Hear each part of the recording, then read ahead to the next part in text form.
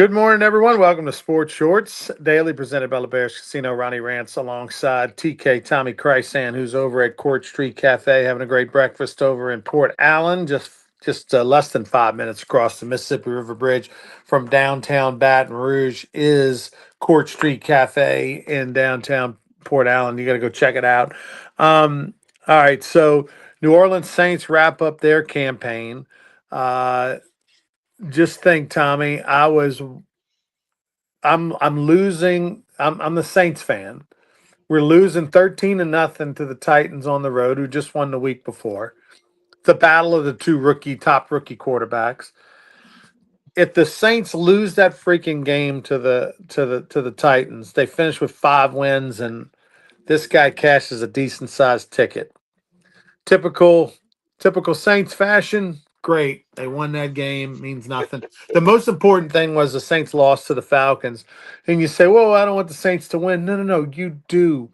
You want the Saints to lose that game, and they did, because they're going to get the fourth place schedule, Tommy. It's more important even than the eighth pick in the draft, which is what they're going to be. Had they only won 5 games versus 6 games, they'd only been able to move up 2 spots. So it wasn't that big of a deal whether you're picking sixth or eighth.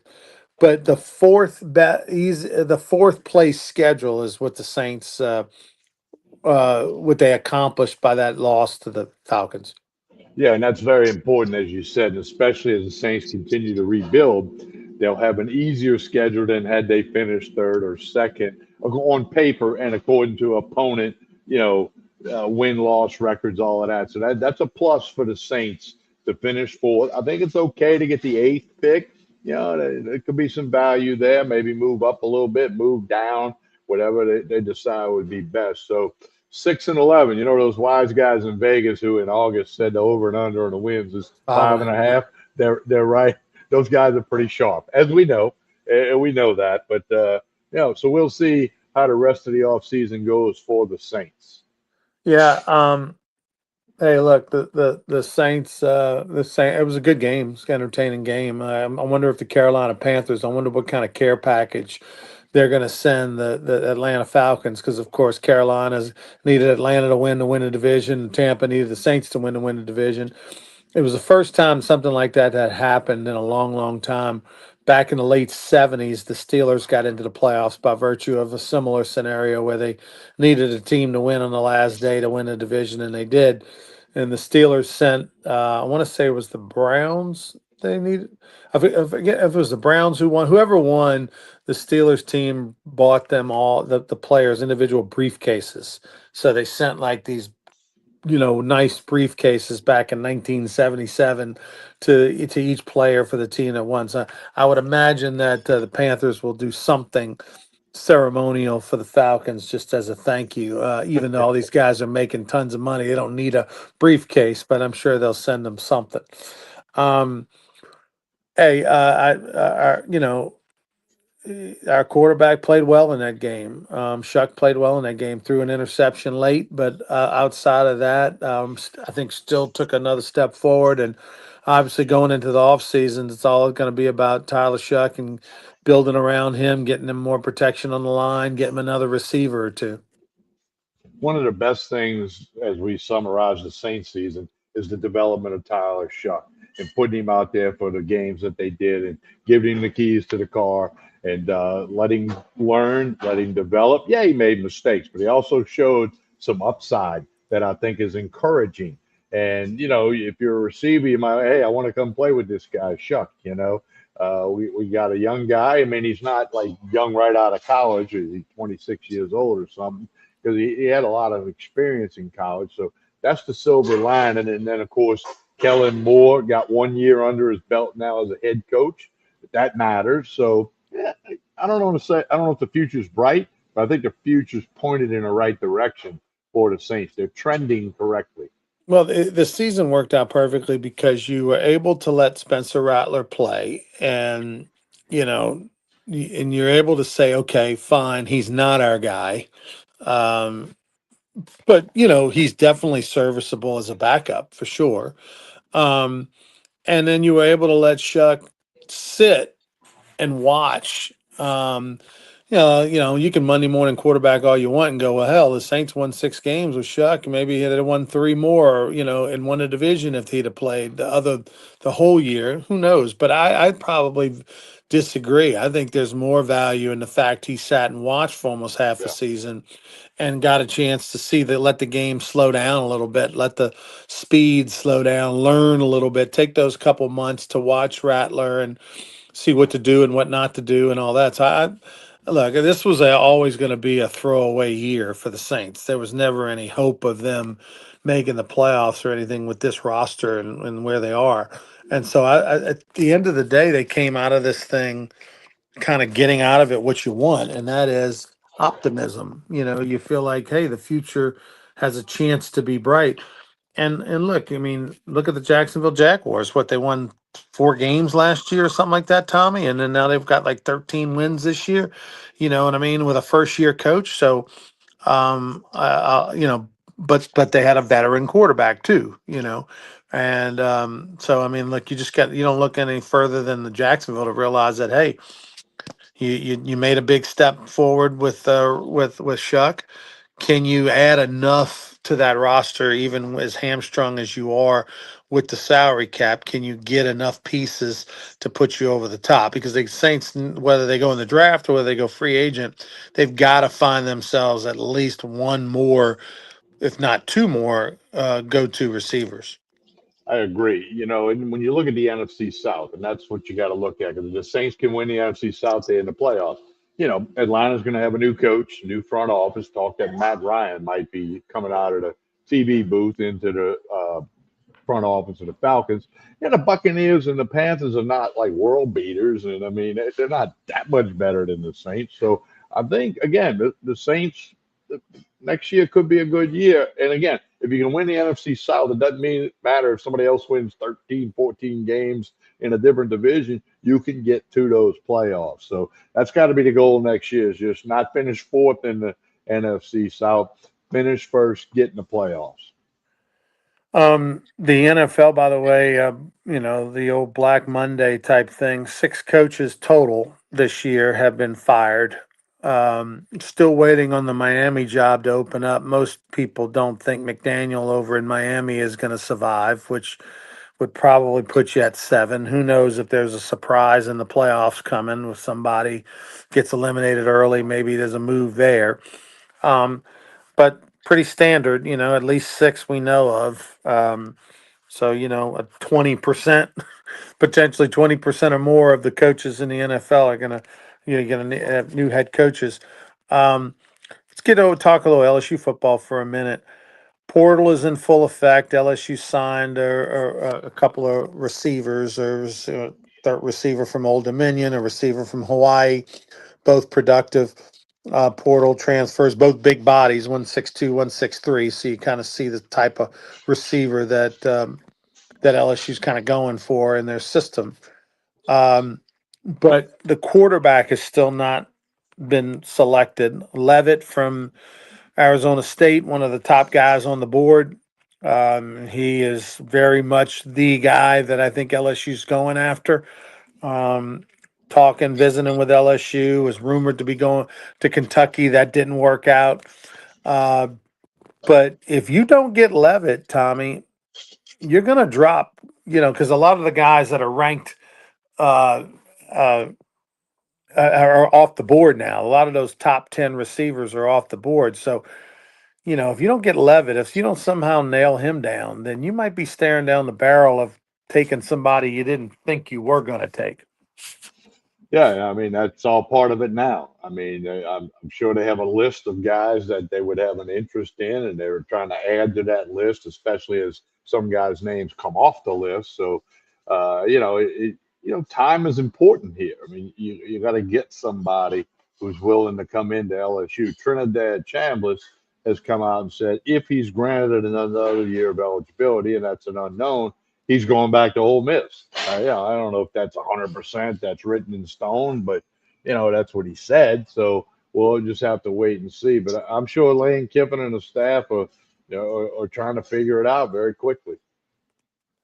Um, so, uh, one of the things, TK,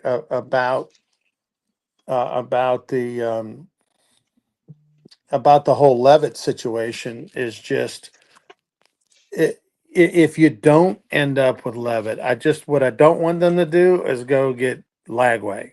I feel like there's a lot of other quarterbacks that maybe we don't know what we're going to get out of them. I mean, who'd have ever thought Trinidad Chambliss was going to become what he became? Right.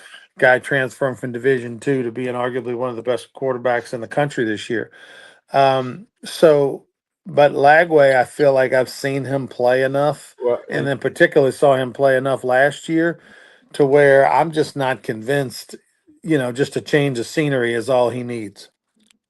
and he's visited Virginia, according to reports, and there's 8 million reports out there on X and everywhere else you look. But Lagway, I'm not. I don't think he's the guy. And then somebody pointed out, Joe Burrow's stats at Ohio State the year before he came to LSU are nothing. I mean, like Yeah, he didn't play much. Yeah, five passes attempted. He had 2 rushes. I mean, it was right. nothing. And then he wins the Heisman and has the greatest offensive season in college football history with 60 touchdowns. But no, so I mean, again, Kiffin and the staff could have to find somebody. But I agree with you. I don't think Lagway or Pickway, as he's known in Gainesville, Florida, is the answer. But also, what's going on now in LSU football and what's going on when Burrow ended up in Baton Rouge, two different worlds. Um, this one is a situation where you've got arguably the number one offensive mind in the country as your head coach in Lane Kiffin, one of the top five programs in the country as far as brand, facilities, fan base, excitement, stadium, all that. You got one of the top one or two offensive minded coaches, top five program. You got almost as much NIL money probably to throw at a quarterback as just about anywhere else. And yet you don't have the guy locked down in hand. I mean, that just goes to show you how tough it is nowadays. And all it takes is one billionaire booster or backer or somebody and for a school to say, you know what, damn it, I don't care. Whatever it takes, I'll get it done, um, to help that situation. So uh, I'm a little nervous. I'd like to hopefully LSU lands Levitt, and then at that point you got the Well, coach you wanted, you got the quarterback you wanted, and now just go add more pieces, get it done. and you got to get more than Levitt because they don't have a quarterback on the roster right now as we speak. Because Hurley is transferring, Van Buren says he's transferring. So I mean, you got to get more than Levitt. You got to get some other people in there just to have the bodies for practice, etc. So it's. I don't think it's time to push the panic button, but I think you better know where it is because LSU's got to make something happen relatively quickly. And, hey, who knows? Something may happen later today. And, of course, we'll be back again tomorrow morning for another episode of Sports Shorts Daily since we moved from Monday to today this week. But it's going to be curious to see how that unfolds. Miami and Ole Miss. Miami, the Hurricanes find themselves a 3.5 point favorite. Indiana, 3.5 point favorite over Oregon. As we kind of get closer to the Thursday game, uh, which is Miami and Ole Miss, what's some thoughts? I mean, has anything changed in your mind? Miami's defense against Chambliss and the Ole Miss offense with LSU OC Charlie White Jr. calling the plays. Man, I'm kind of leaning to Miami in this game. The Ole Miss is, they both played 2 games, okay, but Ole Miss, got the win against Tulane. Everybody thought they would, but Miami went into A&M and won, which was tougher than Ole Miss beating Tulane. And then Ole Miss with the unbelievable game against Georgia. And Miami's just, defense, confidence, maybe some of that Hurricane swag is back. I'm leaning to Miami at this point for Thursday night's game. I don't know what to take of Ole Miss because with all the distraction that happened with Lane and staff coming and going, didn't have an effect on them in the game in New Orleans in the Sugar Bowl, and obviously the second half came out like a house of fire. Here we are again, more distractions, more subtractions of coaches, more conversation about the future, who's going to coach him, who's not, who's staying, who's going. Even with Weiss Jr., some some name, could he be going to the NFL? There's a little rumor out there that Well, he that shot that that down though. He came out and said he has no interest in the NFL. okay. Well, uh, but will Weiss Jr. Plus, here's the is other thing, Ronnie. If he leaves LSU, he owes them like 7 million. Now, some NFL team could pay that and would pay it if they really wanted him. But there's very something in his rare that you would contract. see them pay that for a coordinator. Well, if they want him bad enough, money's not going to stop an NFL team from making a decision. Might it stop LSU or Auburn or somebody like that? Yeah, but not. But again, hey, we can go back a couple months ago. Well, you and I, we thought there was no way in hell they'd fire Brian Kelly because of Right. money, but they did. So I Well, mean, we can't we the can't thing, rule it out. yeah, the thing that is just, and I don't blame anything about Charlie Weiss. I don't blame anything about anything, but here he is trying to pull double duty, trying to be the coordinator full time over there, work with his coaches and staff and players and all full time. Because right now, when they're not in school, I mean, they are watching film and meeting and practicing and doing as much as they can. But yet at the same time, he's got to help recruit Levitt and all these other players. So it is interesting and a wild time, and then it's easy for other schools to potentially recruit against Weiss Jr. right now a little bit, like put doubt in players' minds. Is he even going to be there? Is he going to leave? And you know whether he is or isn't, it makes it easier for other teams to kind of work against him. So I don't know, crazy times right now, weird times. I hope one day that time comes where they can get the season ending and the portal opening to where you don't have this overlap. I don't know if that'll ever happen. All right, Well, Tommy. they gotta fix the calendar. Okay, let's hope it happens. How about the end of that Pittsburgh Ravens game? I mean, the winner wins the division, and in the NFL, when that's all you do for a living, you get paid millions of dollars. You do nothing else for a living if you're a special teams player, but to kick a football or snap a football or hold a football. And yet an extra point is missed and a 44-yard field goal is, I mean, shanked um, at the end of the game. I mean, just incredible. You Well, knew when Pittsburgh missed that extra point that it was going to come back to haunt them. really, I really did, but it goes back to what we always say here on Sports Shorts Daily. Pressure is real. I mean, pressure is real. We can find a lot of examples of big time sports stage where pressure got somebody to crumble, whether it be a kicker or a drop pass or baseball throwing to the wrong base like Arkansas did against LSU. I mean, pressure is real. Pressure is real, and certain players have problems going to massage parlors and not acting right because, the Ravens could have used Justin Tucker right there, the veteran kicker, who maybe his leg isn't like it used to be, maybe his consistency isn't like it used to be, but the Hall of Famer Justin Tucker isn't missing that kick. He's I would not. have to think he's not. I mean, and that's the old thing. You just never know. I mean, you got to finish the game. You got to line up and play. It's part of the beauty of sports is we don't know the outcome. Yeah, we definitely don't.